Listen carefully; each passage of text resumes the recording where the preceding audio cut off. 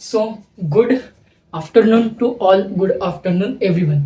ठीक है, चलो तो आज हम स्टार्ट करने वाले हैं नेक्स्ट दर्शन, आस्तिक दर्शन का नेक्स्ट दर्शन, दैट इज योग दर्शन। ठीक है, चलो स्टार्ट करते हैं। योग दर्शन का पर्याय नाम है सेश्वर दर्शन। क्या नाम है? सेश्वर दर्शन। प्रवर्तक आचार्य महर्षि पतंजलि। इसके प्रवर्तक आचार्य कौन है? ग्रंथकार कौन है? महर्षि पतंजलि। परिचय, आस्तिक दर्शन में का महत्वपूर्ण दर्शन। इसमें हम अष्टांग योग और अष्टांग योगिक सिद्धियां पढ़ेंगे। देखो, बहुत से बच्चे अष्टांग योग और अष्टांग योगिक सिद्धियां में कंफ्यूजन हो जाती है, क्योंकि उनको लगता है कि अगर क्वेश्चन में अष्टांग योग सिद्धियां, योगिक सिद्धियां बताइए तो भी अष्टांग योग लिखने का है, और अष्टांग योग बताए तो भी अष्टांग योग लिखने का है। ऐसा नहीं है, अष्टांग योगिक सिद्धियां अलग है और अष्टांग योग अलग है। ठीक है, चलो तो फिर देखो, पर्याय सेश्वर दर्शन, प्रवर्तक आचार्य महर्षि पतंजलि। परिचय, आस्तिक दर्शन में का महत्वपूर्ण दर्शन है। 25 तत्वों को माना है योग दर्शन ने, हम आगे चल के देखेंगे। चित्तवृत्ति के लिए अष्टांग योग का निर्माण किया गया है। चित्तवृत्ति को बताने के लिए अष्टांग योग का निर्माण किया गया। अष्टांग योग के कारण ही हम इस चित्तवृत्ति एक टॉपिक है जिसको हम मानते हैं, क्योंकि इसके लिए ही अष्टांग योग को बनाया गया है। ठीक है, योग सूत्र का प्रमुख ग्रंथ है। योग सूत्र एक प्रमुख ग्रंथ है। योग दर्शन का अगर आपको पूछता है प्रमुख ग्रंथ कौन सा है, तो योग सूत्र एक प्रमुख ग्रंथ है। ठीक है, अब हम देखते हैं कुछ आचार्य एवं उनके ग्रंथ। ठीक है, चलो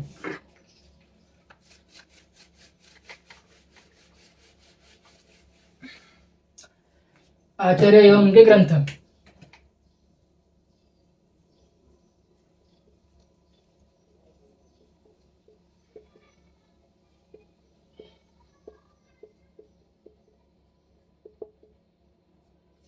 पहले आचार्य इसमें महर्षि पतंजलि।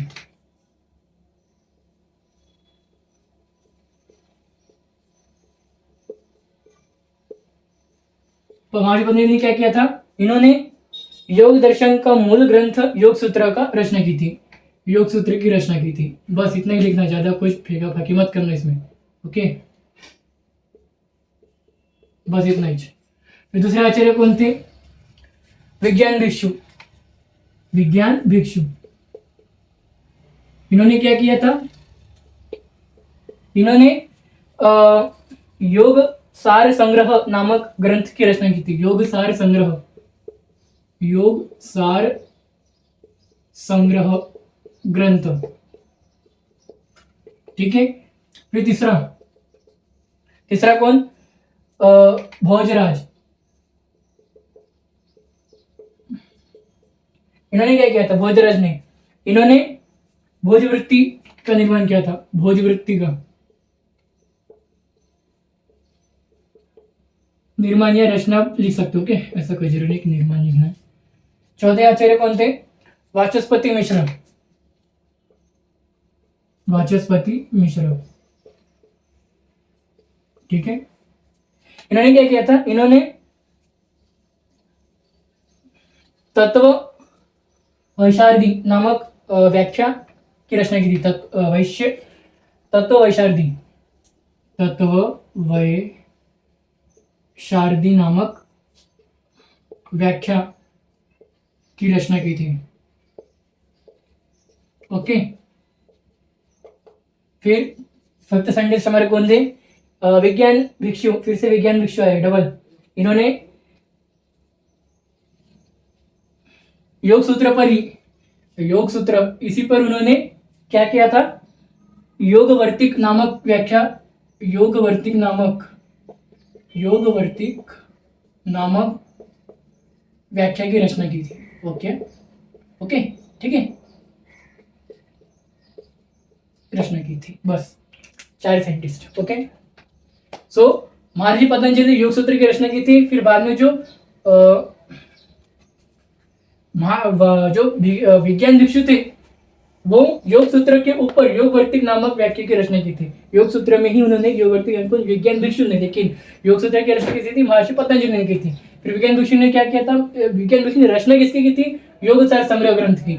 ठीक है, लेकिन उन्होंने योग सूत्र पर योगवर्तिक नामक व्याख्या की रचना की थी, ये याद रखना। Okay, Bhojraj, Bhojvritti, Vachaspati Mishra, it is Tattva Vaisharadi. Okay, चलो अब हम देखते हैं। अब आपको मेरी स्क्रीन की साइड में एक टेबल दिख रहा होगा, योग सूत्र की रचना का टेबल। आप वो टेबल के ऊपर ध्यान दीजिए, मैं पढ़ता हूँ। ठीक है, आपको आपको बस उनकी संख्या और वो पाद के नाम और संख्या याद रखने करने का है। ओके, समाधि पद में सूत्र संख्या 51 कौन कौन से हैं आपके सामने, ठीक है।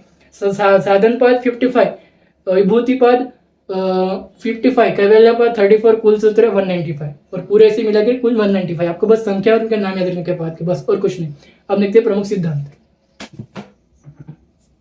टेबल में आपको बस संख्या और उनका नाम, बाकी कुछ नहीं, उसका नहीं भी वो बाकी का जो याद है करने का वो नहीं कर भी चलेगा, बस संख्या उनके नाम याद रखने का है वो टेबल का, ठीक है। मोस्ट इंपॉर्टेंट वो टेबल, वहां से एमसीक्यू कंपलसरी एक बनता ही है। ओके, अब देखते हैं प्रमुख सिद्धांत। प्रमुख सिद्धांत कुछ 7-8 है, छोटे छोटे।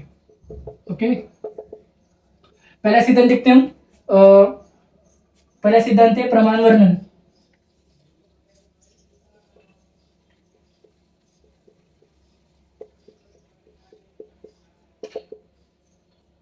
कौन सा प्रमाण का वर्णन किया गया इसमें?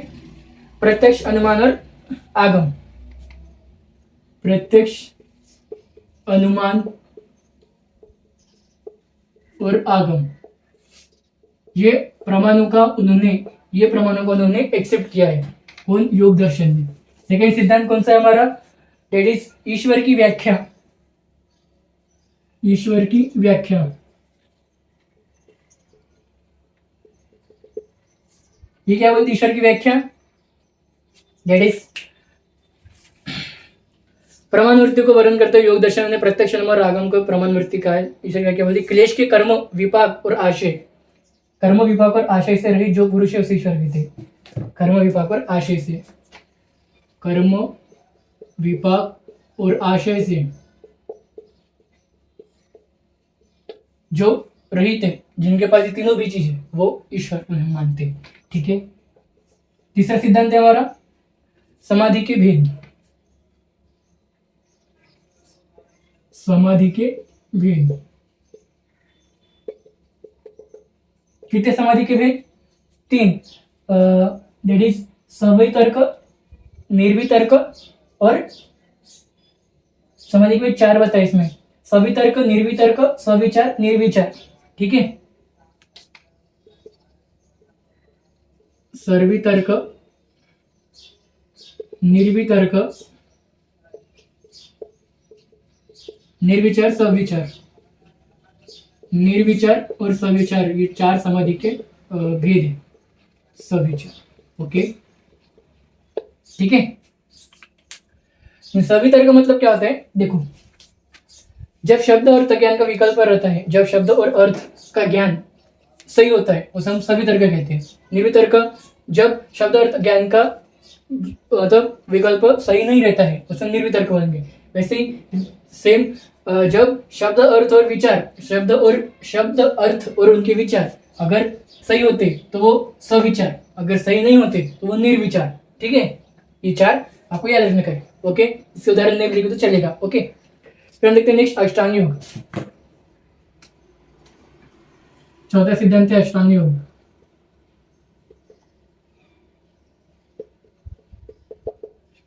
अष्टांग योग, ओके। अष्टांग कौन कौन से? यम, नियम, आसन, यम, नियम, आसन, यम, नियम, आसन,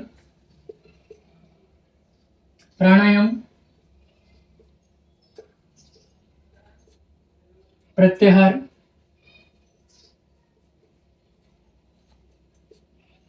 धारणा, ध्यान, समाधि, ओके। यम, नियम, आसन, प्राणायाम, प्रत्याहार, धारणा, ध्यान, समाधि। अब आपको मेरी स्क्रीन के बाजू में अष्टांग योग दिख रहे होंगे, तो मैं यहाँ पे बुक से पढ़ता हूँ, आप वहां पे देखिए, ठीक है। यम मतलब क्या होता है? यम 5 होते हैं, अहिंसा, सत्य, असत्य, ब्रह्मचर्य और अपरिग्रह। नियम 5 होते हैं, शौच, संतोष, तप, स्वाध्याय, ईश्वर प्रणिधान। आसन, आसन तो स्थिर सुखासनम, मतलब जहाँ पे स्थिरता है, सुख है, वहां पे उसको हम आसन बोलेंगे। प्राणायाम, श्वास और प्रश्वास की गति को ही क्या किया गया है? प्राणायाम कहा गया है, क्योंकि हम जब एक्सरसाइज करते तो हम श्वास प्रश्वास लेते छोड़ते, तो वही हमारा हो गया प्राणायाम। प्रत्याहार इंद्रियों के अपने अपने विषय के साथ संबंध होने से चित्त स्थिति के समान स्थिति के होने के प्रत्याहार कहते हैं। धारणा, चित्त को किसी देश में अगर हमने स्थापित किया है तो उसे धारणा बोलने के। ध्यान, ध्यान मतलब एक ज्ञान। ओके, समाधि मतलब ध्यान में से जो ज्ञान सा हुआ है, ध्यान में जो ज्ञान सा हो चुका है, जिसको ज्ञान प्राप्त हो चुका है ध्यान करके, और वो केवल प्रकाश और अपने रूप से शून्य हो गया है, उसे समाधि कहते हैं। ठीक है, जिसे साधु, इसमें उदाहरण बोल सकते हैं आप। अष्टांग योगिक सिद्धियां, नेक्स्ट हमारी प्रमुख सिद्धांत है अष्टांग योगिक सिद्धियां। अब अष्टांग योगिक सिद्धियां कौन कौन से वो लिखते हैं। ठीक है, पांचवा सिद्धांत, सिर्फ 5 सिद्धांत रहते हैं इसमें पढ़ने के लिए। ठीक है, पढ़ने के लिए 5 सिद्धांत है। अष्टांग योगिक सिद्धियां, छोटा ही लगता है इतना, 5 ही नहीं, छोटा। अष्टांग योगिक सिद्धियां, इसमें कंफ्यूज मत होना। ओके,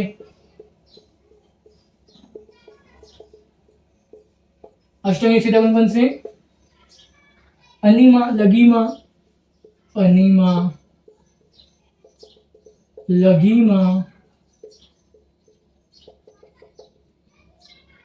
महिमा प्राप्ति, प्रकाम्य,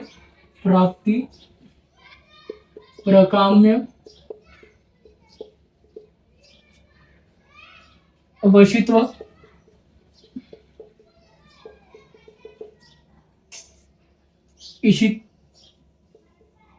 ईशित्रत्व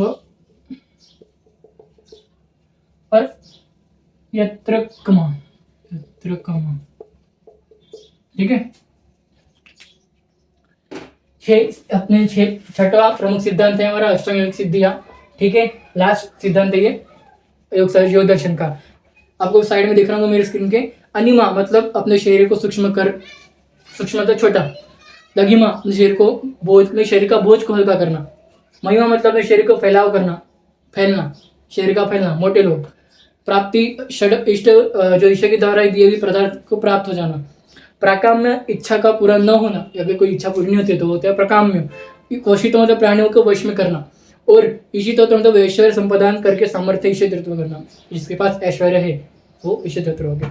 यत्र का मतलब जो संकल्प किया गया है वो पूरा करना। ठीक है, जो संकल्प लिया है उसे पूरा करना। ये क्या बोलता है? योग दर्शन और आयुर्वेद।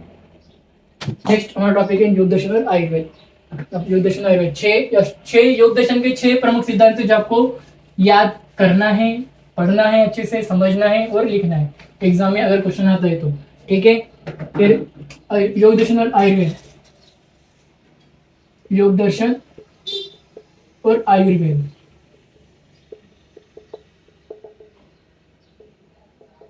इसमें क्या क्या बताया? इसमें क्या क्या बोला है कि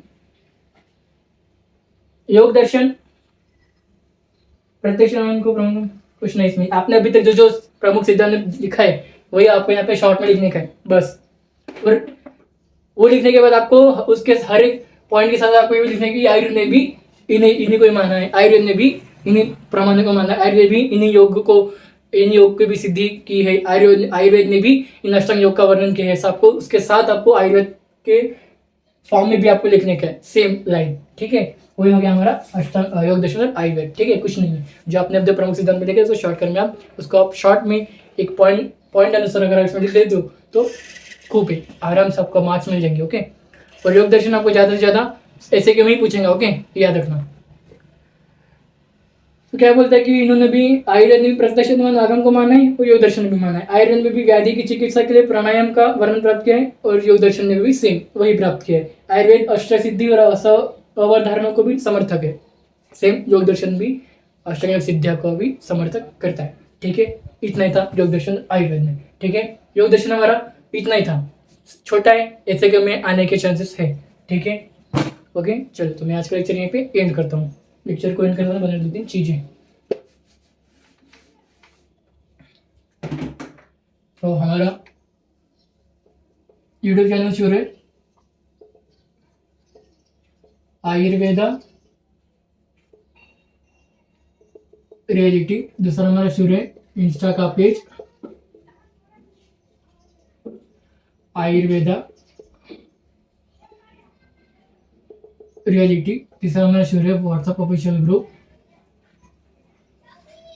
BAMS first year notes and lectures, और चौथा हमारा शुरू है टेलीग्राम चैनल, इसका भी नाम सेम है BAMS first year notes and lectures. Okay, so YouTube channel में डेली लेक्चर डालता हूँ, अगर करने का, लाइक करने का, सब्सक्राइब करने का, अपने फ्रेंड्स को शेयर करने का, बताने का चैनल के बारे में। इंस्टा में डेली लेक्चर्स अपडेट डालता हूँ, व्हाट्सअप में आपके डाउट भी डिस्कस करता हूँ, और व्हाट्सअप और टेलीग्राम में डेली लिंक ऑफ लेक्चर्स आपके नोट्स आते हैं। ठीक है, ओके, तो मेरे 4 चैनल्स, सो थैंक यू।